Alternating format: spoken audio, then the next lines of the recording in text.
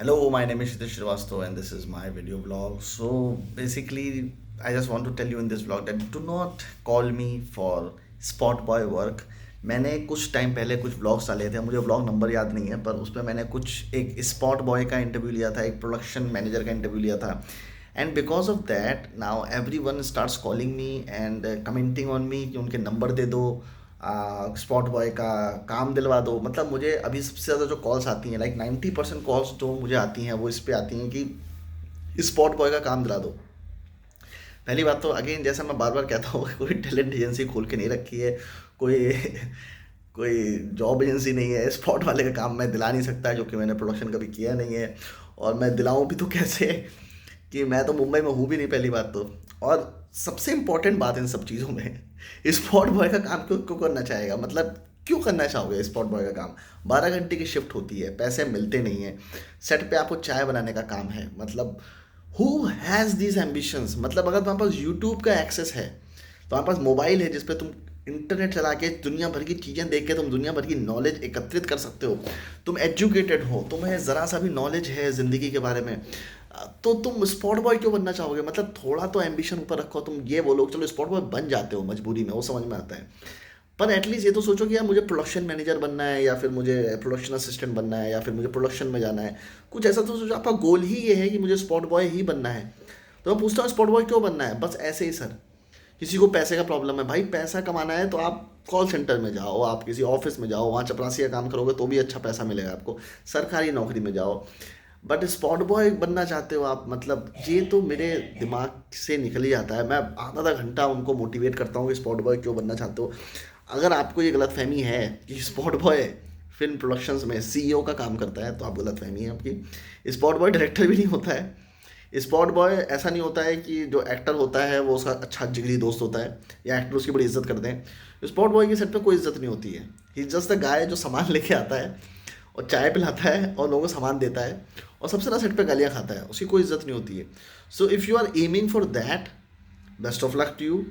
And जो पैसे spot में मिलते हैं वो मोस्टली बहुत कम होते हैं, तो वो लोग चोरी चकारी करते हैं. मतलब जैसे सामान आया उसमें बिल बढ़ा के उन्होंने दे दिया, सामान के पैसे मान लिए, तो इस तरह की चीज़ें वो लोग छोटी मोटी करते हैं. नॉर्मली सब नहीं करते हैं, पर कुछ कुछ करते हैं, कुछ शाणे होते हैं. हर फील्ड में हर तरीके के लोग होते हैं.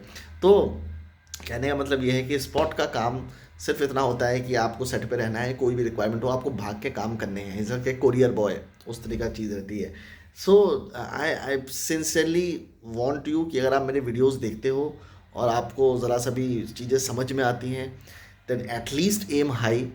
और उससे भी ज़्यादा इंपॉर्टेंट चीज़ ये है कि do not call me for spot boy work. क्योंकि कई मेरे ऐसे वीडियोस हैं जिसमें मैंने नंबर दिए हुए हैं, अपने नंबर दिए हुए हैं कि मेरा नंबर है, कभी भी आप मुझसे बात कर सकते हो.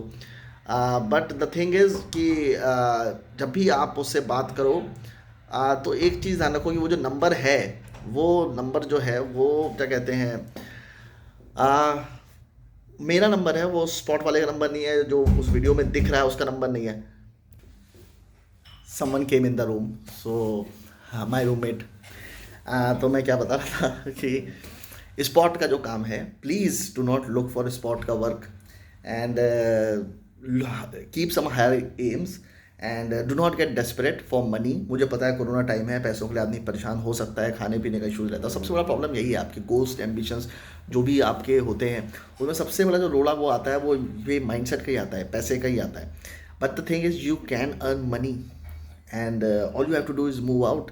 बहुत सारे लोग जो मुझे फ़ोन करते हैं वो बोरीवली से और नाला सुपारा से फ़ोन करते हैं कि सर हम यहाँ पे रहते हैं और हमको काम नहीं मिल रहा है, और हमें काम दिला दो स्पॉट में, और यहाँ दिला दो वहाँ दिला दो. अरे यार घर से निकलो, फिल्म सिटी जाओ. अब फिल्म सिटी जाने को लिए वो मुझे बोलते हैं कि फिल्म सिटी में सर एंट्री नहीं मिलती है. तो एक बहुत सिंपल रूल बताता हूँ मैं आपको फिल्म सिटी में घुसने का या कहीं पे भी घुसने का, और वो यही है कि आप ना कॉन्फिडेंस के साथ अंदर घुसो.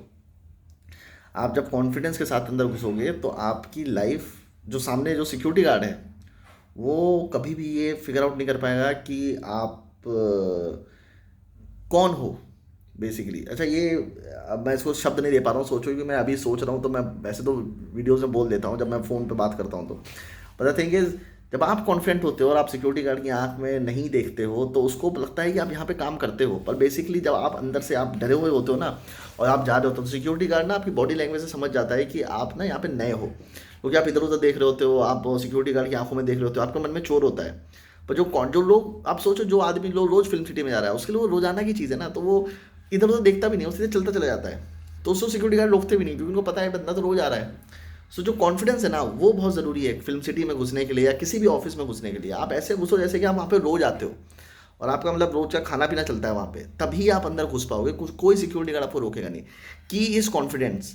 और एक और की है कि सिक्योरिटी गार्ड की तरफ कभी मत देखो, कितना भी लालच आया कुछ आया ऐसे इग्नोर कर दो जैसे कि वो है ही नहीं वहाँ पे, जब तक वो तुम्हें रोकता नहीं है। ठीक है, जब तक वो तुम्हें रोकता नहीं है जस्ट कीप मूविंग।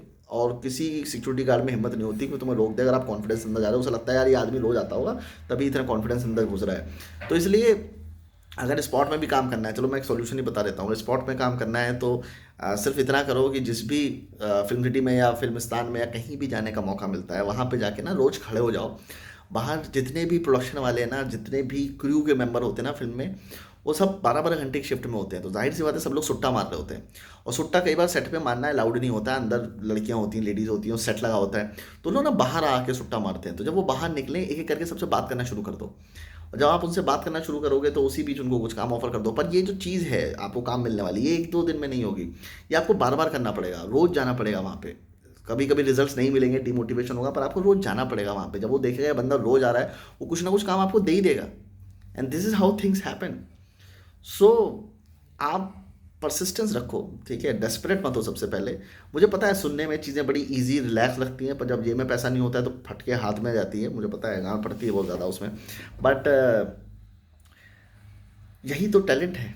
मर्द की जो लाइफ है वो यही है कि उसकी गांड फटेगी, पर जो एक असली मर्द होता है ना उसकी भी फटती है, पर वो दिखाता नहीं है। डिफरेंस एक आम आदमी में और एक एक्चुअल कॉन्फिडेंट मर्द में सिर्फ इतना होता है कि फटती दोनों की है, एक दिखाता है दूसरा दिखाता नहीं है।